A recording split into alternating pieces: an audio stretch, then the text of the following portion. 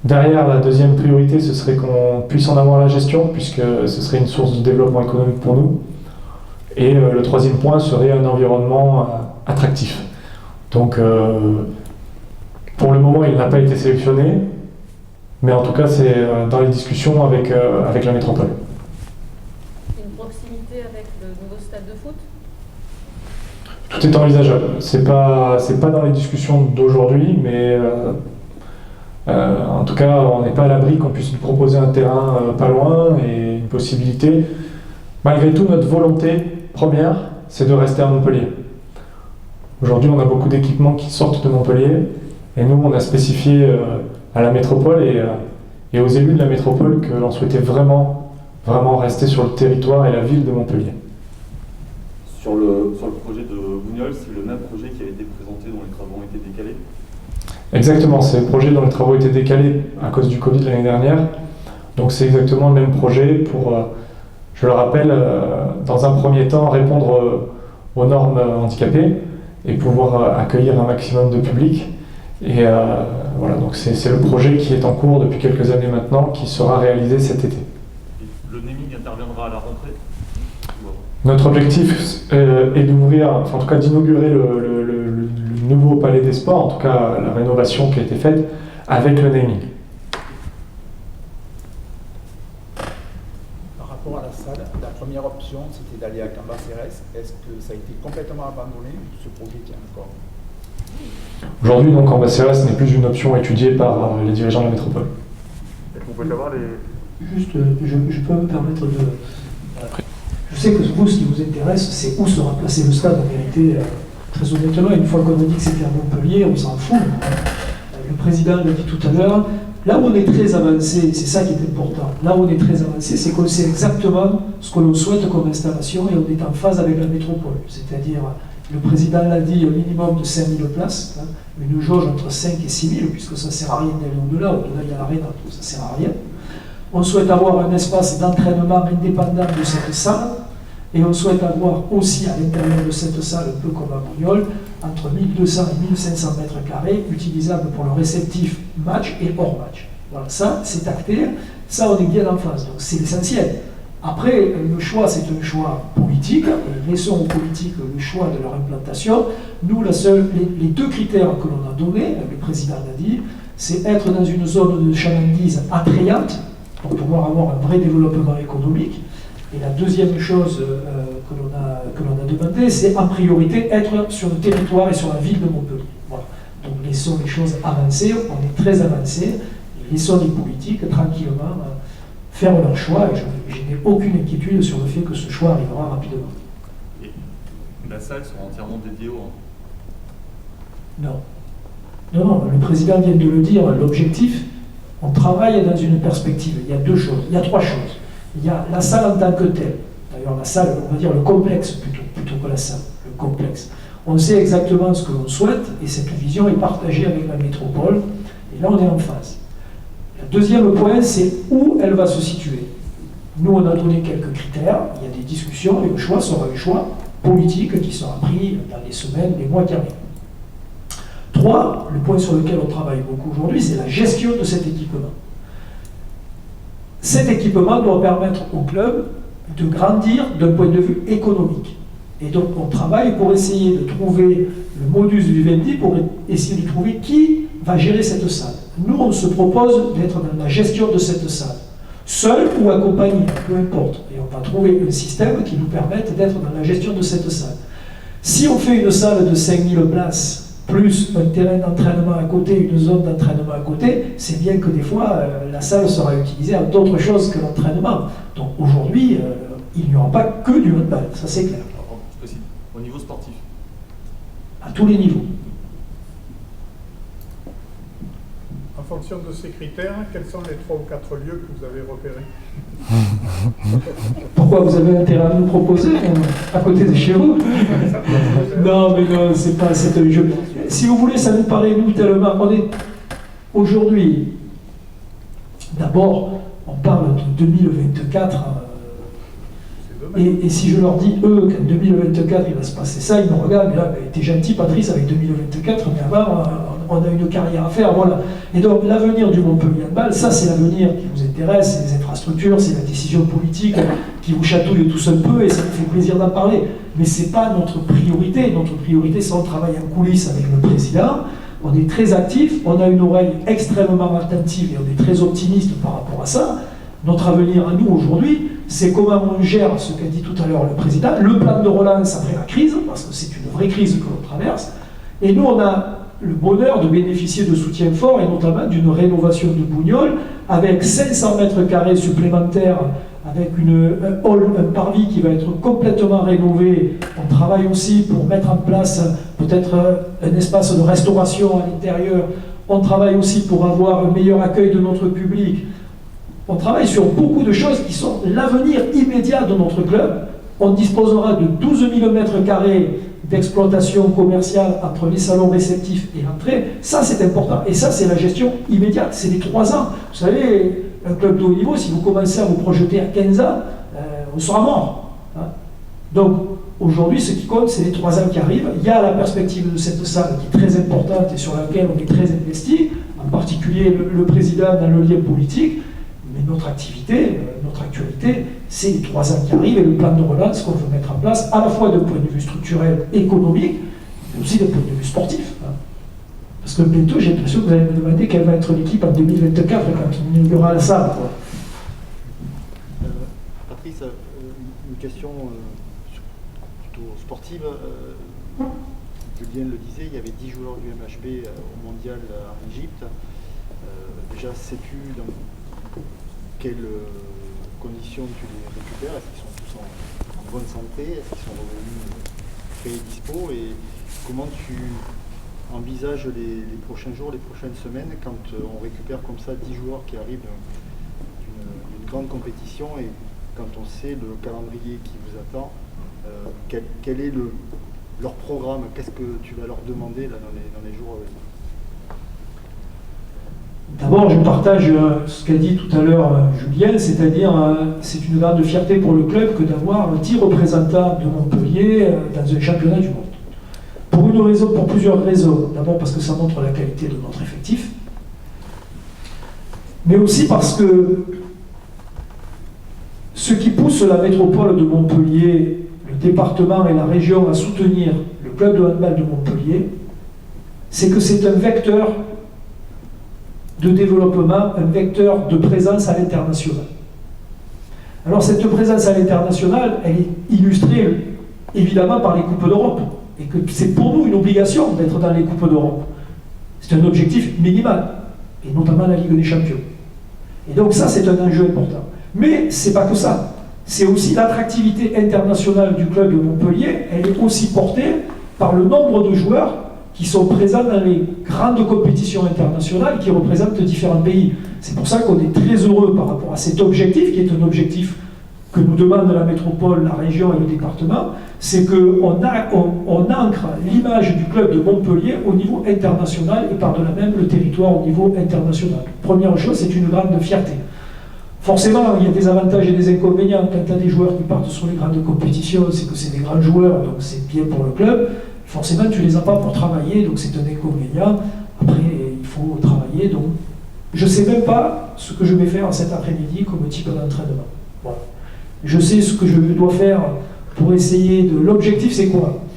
L'objectif, c'est qu'en une semaine, à partir de vendredi, une semaine et un jour, on aura 4 matchs à jouer en une semaine, avec un déplacement à Moscou. L'objectif, c'est de gagner les 4 matchs. À moi de me débrouiller avec eux, et on commencera à y travailler dès cet après-midi sur la manière de se préparer pour essayer de gagner ces 4 matchs. Mais ça ne sert à rien de prévoir parce que par expérience, je sais que jusqu'au dernier jour, plein de choses peuvent se passer. Donc les joueurs doivent être là cet après-midi à 14h pour les visites médicales. Et donc j'attendrai de les voir, déjà savoir si visuellement ils sont tous là. Et puis après on verra. Au regard de ce que tu dis, est-ce que la seconde place est la priorité de la fin de saison? Et est-ce que vous avez fait une croix sur le titre?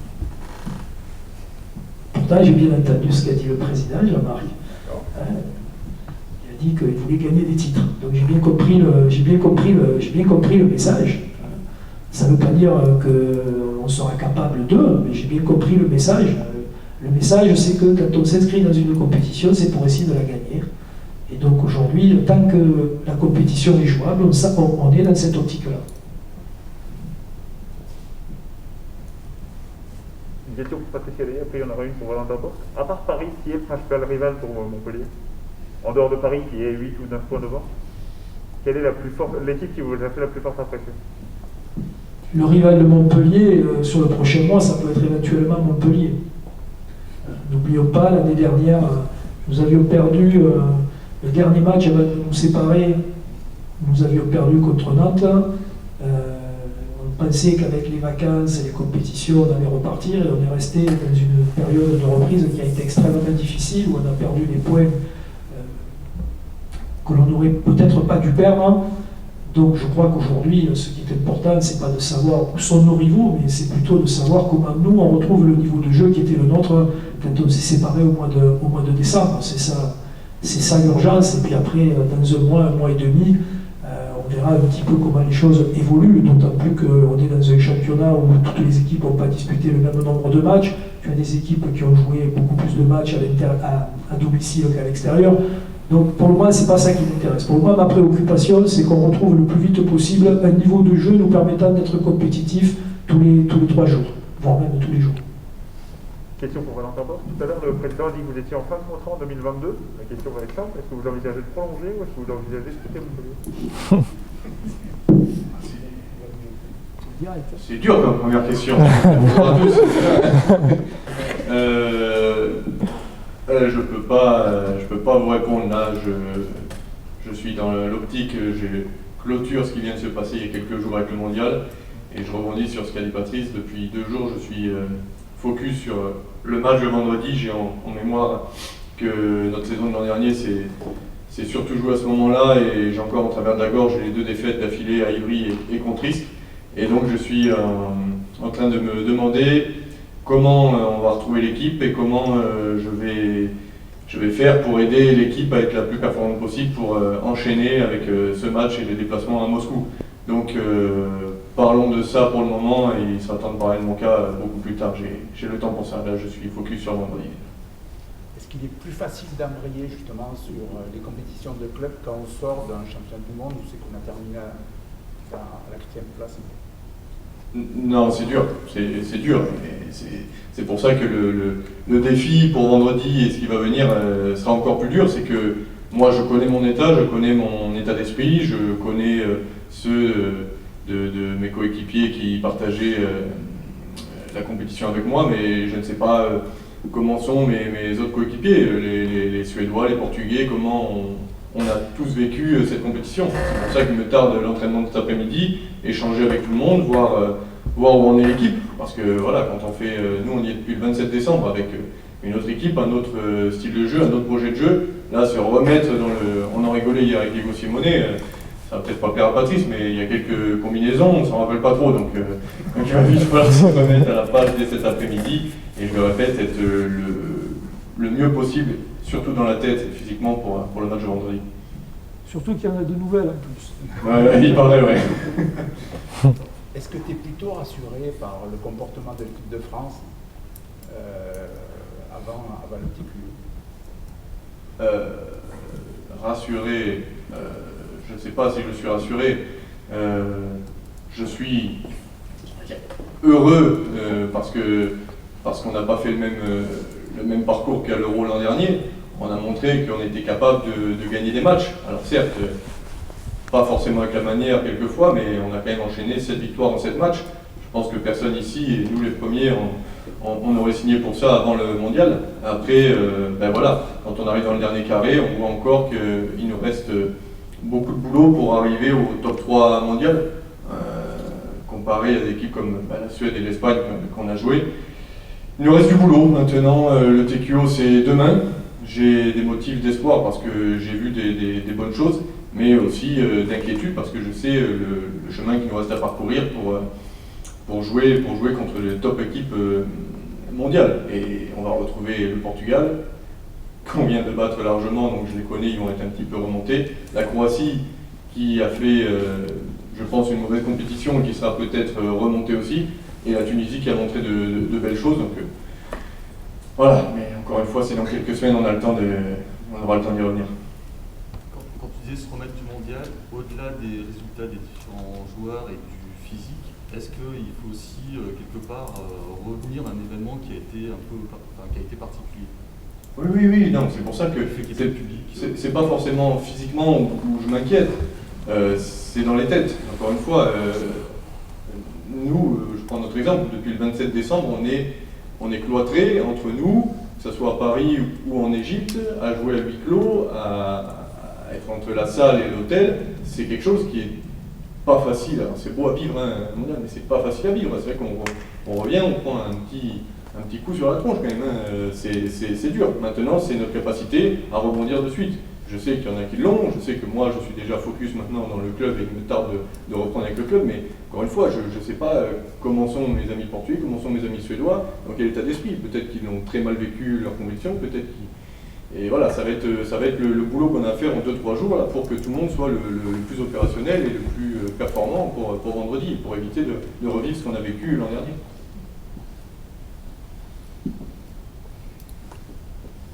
Et par rapport à ce que vous avez vécu sur la compétition, sur le mondial sans public, ça te semble cohérent d'avoir des JO sans public aussi? Bon, maintenant on est habitué.